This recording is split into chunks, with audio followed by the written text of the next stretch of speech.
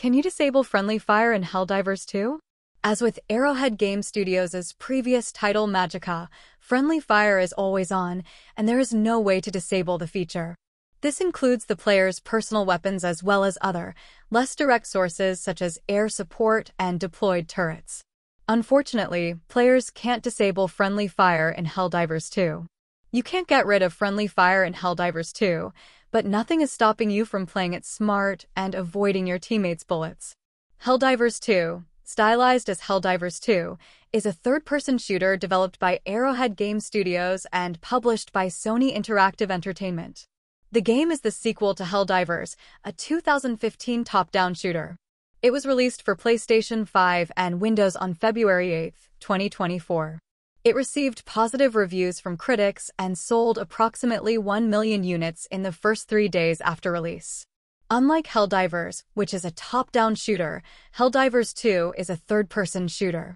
Similar to the first game, players are able to select stratagems.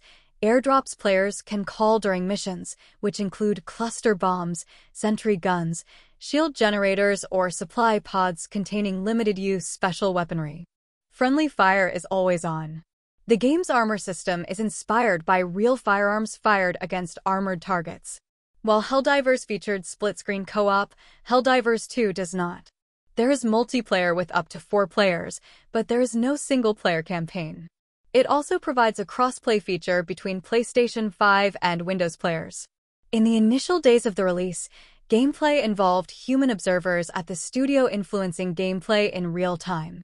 On February 11, 2024, Arrowhead Game CEO Johan Pilstedt announced that the game had sold approximately 1 million units. It became the biggest launch for any PlayStation-published game on PC. Sony stated that the game's success has exceeded far beyond their expectations.